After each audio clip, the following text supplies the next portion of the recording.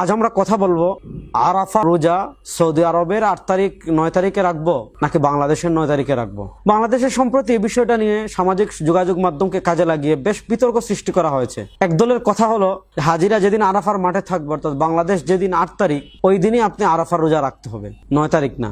যারা আরাফার রোজা সৌদি আরবের সাথে মিলিয়ে রাখতে চাচ্ছেন তাদের কাছে আজকে আমি দুটি প্রশ্ন করব। প্রশ্ন নাম্বার 1, আমার হাতে যে কিতাব আপনারা দেখতে পাচ্ছেন এই কিতাবের নাম মুসান্নাফ ইবনে আবি শায়বা।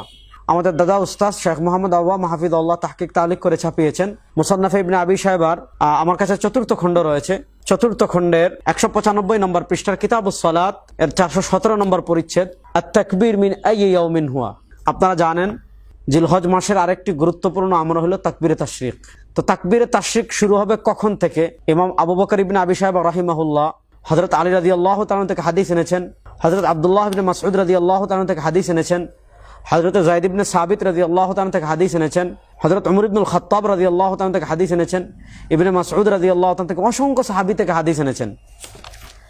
যেমন আমি কয়েকজন সাহাবীর হাদিস পড়ে শোনাই। মুসান্নাফ ইবনে আবি শায়বার 5677 নম্বর বর্ণনা, হাদাসানা হুসাইন ইবনে আলী قال حد عن زائدة عن عاصم عن شقيق عن علي وعن عبد الأعلى عن عبد الرحمن عن أبي عبد الرحمن عن علي أنه كان يكبر بعد صلاة الفجر يوم عرفة। যে আরাফার দিনের ফজরের নামাজ থেকে তাকবীরে তাশরিক তিনি শুরু করতেন। একই বর্ণনা এসেছে হযরত উমর ইবনুল খাত্তাব রাদিয়াল্লাহু তাআলা থেকে আব্দুল্লাহ থেকে, যে আব্দুল্লাহ ইবনে মাসউদ রাদিয়াল্লাহু তাআলা আনহু 5670 নম্বর বর্ণনা, যে আব্দুল্লাহ ইবনে মাসউদ রাদিয়াল্লাহু তাআলা আনহু আরাফার দিনের সকাল থেকে সুবহে তাকবীরে তাশরিক শুরু করতেন।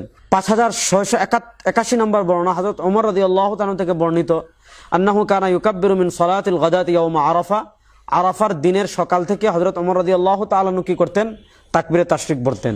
ঠিক যায়েদ ইবনে সাবিত আর অসংখ্য তাবী সাহাবী থেকে এটা প্রমাণিত যে আরাফার দিনের সকাল থেকে তারা তাকবীরে তাশরিক শুরু করতেন। তাহলে আরাফার দিনের দুটো আমল আমরা হাদিসে পেলাম, একটা হলো রোজা রাখা আর আরেকটা হলো তাকবীরে তাশরিক আরাফার দিনের সকাল থেকে ফজরের নামাজ থেকে পড়া।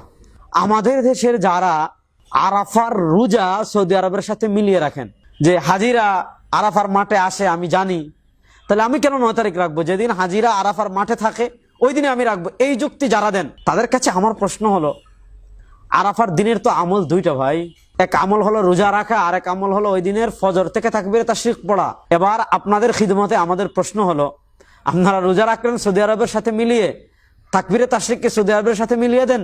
একই দিনের দুই আমল, এক আমল আপনি সৌদি আরবের সাথে মিলিয়ে রাখলেন, আবার তাকবীরে তাশরিক বাংলাদেশের 9 তারিখ আরাফা হিসাবে শুরু করলেন। শরীয়ত কি আপনার যেভাবে মন চাই এটার নাম শরীয়ত?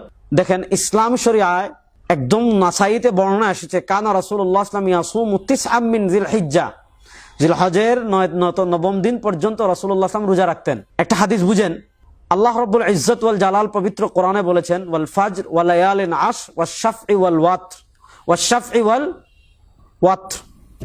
আল্লাহ ওয়াতর মানে বেজুড়ের কসম খেয়েছেন। এই ওয়াতর মানে কি?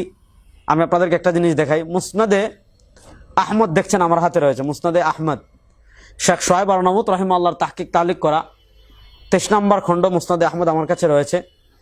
23 নম্বর খণ্ডের 389 নম্বর পৃষ্ঠার 14511 নম্বর বর্ণনা, হাদাসানা যায়েদ ইবনুল হুবাব قال حدثنا عياش بن عقبة قال حدثني خير بن نعيم عن ابي الزبير عن جابر رضي الله تعالى عنه وعنهم عن النبي صلى الله عليه وسلم قال ان العشر عشر الاضحى وليال عشر। এই প্রথম 10 রাতের যে আল্লাহ যে 10 রাতের কসম করেছেন, এই 10 মানে হলো জিলহজ মাসের প্রথম 10 দিন। ওয়াল ভিতর ইয়াউম আরাফা ওয়াশ শাফঈ ওয়াল ওয়াতর, আল্লাহ যে বেজুড়ের কসম খেয়েছেন এই বেজুড় হলো ইয়াউমে আরাফা। তাহলে ইয়াউমে আরাফা, আল্লাহ যদি ইয়াউমে আরাফা বেজুড়ের কসম খান, তাহলে ইয়াউমে আরাফা কয় তারিখ? 9 তারিখ। এখন আপনি যদি 8 তারিখ বাংলাদেশ হিসেবে রোজা রাখেন তাহলে এটা ওয়াত হলো না শাফ হলো? এজন্য যারা সৌদি আরবের সাথে মিলিয়ে রাখতে চান তাদেরকে আজকে দুটো প্রশ্ন করলাম। 1 নম্বর প্রশ্ন, আরাফার দিনের তো দুই আমল, তাকবীরে তাশরিক কেন সৌদি আরবের সাথে মিলিয়ে রাখেন না, পড়েন না? তাকবীরে তাশরিক কেন বাংলাদেশের আরাফা হিসাবে করেন? 2 নম্বর, আপনি যদি 8 তারিখ রোজা রাখেন তাহলে এটা শাফ হলো না ওয়াত হলো? শাফ হলো, আল্লাহ কসম করেছেন বেজুড়ের, বেজুড় হয় 9 তারিখ। 3 নম্বর, ইসলামী শরিয়া ইয়াউমু আরাফা ইয়াউমুন নাহরের মধ্যবর্তী কোনো দিন নেই। ইয়াউমুল আরাফা তারপরের দিন ইয়াউমুন নাহার। আপনি যদি 8 তারিখ রোজা রাখেন তাহলে 10 তারিখ কুরবানি, মধ্যবর্তী আরেক দিন। এই দিন কি? এখানে কেউ আরেকটা বেদাত করে ফেলেন, যে মনে করেন যে 8 তারিখও রাখি 9 তারিখও রাখি, 2 দিনে আরাফা না, আরাফার রোজা একটা, 2টা রাখার কোনো সুযোগ নাই। এমনি রাসূলুল্লাহ সাল্লাল্লাহু আলাইহি ওয়াসাল্লাম 9 দিনের রোজা রাখতেন, হিসাবে আপনি রাখতে পারেন, কিন্তু আরাফার রোজা মনে করে দুটা রাখা যাবে না। এজন্য স্বতন্ত্র ইসলামের বিধান যে বিশেষ ফজিলতপূর্ণ দিন রাত এগুলা নিজের মাতালি হিসাবে বিধান আসে। রাসূল সাল্লাল্লাহু যেমন বলেছেন, সিয়ামু ইয়াউমি আরাফা আহতাসিবু আলাল্লাহ আন ইউকাফিরা সানাতাল্লাতী ক্বাবলা ওয়া সানাতাল্লাতী বাদা। কেউ যদি আরাফার দিন রোজা রাখে, আল্লাহ এক বছর সামনের পিছনের গুনাহ মাফ করেন। এভাবেই নবী করিম সাল্লাল্লাহু বলেছেন, সিয়ামু ইয়াউমি আশুরা। কেউ যদি আশুরার দিন রোজা রাখে, এবার আশুরার দিন আপনি সৌদি আরবের সাথে মিলিয়ে রাখেন না আপনার এখানে যেদিন মুহররমের 10 তারিখ ওই দিন রাখেন, পয়েন্টগুলো বুঝেন। আল্লাহ নবী যেমন বলেছেন সিয়ামু ইয়াউমি আরাফা, তেমন বলেছেন সিয়ামু ইয়াউমি আশুরা। এবার আপনি আরাফার রোজা যদি সৌদি আরবের সাথে মিলিয়ে রাখতে চান, আশুরারটাও রাখেন। আশুরারটা কি দোষ করলো? আপনি একটা রাখবেন আরেকটা রাখবেন না। শরীয়ত কি আপনার বাপের পৈতৃক সম্পত্তি নাকি যে আপনার যেখানে যেভাবে মন চায় ভাবে আমল করবেন? আল্লাহ রাব্বুল ইজ্জত ওয়াল জালাল আমাদের সবাইকে ওই দিন রোজা রাখার তৌফিক দান করুন। আজ এ পর্যন্ত। আল্লাহ সবাইকে ভালো রাখুক, সুস্থ রাখুক। আসসালামু আলাইকুম ওয়া রাহমাতুল্লাহি ওয়া বারাকাতুহু।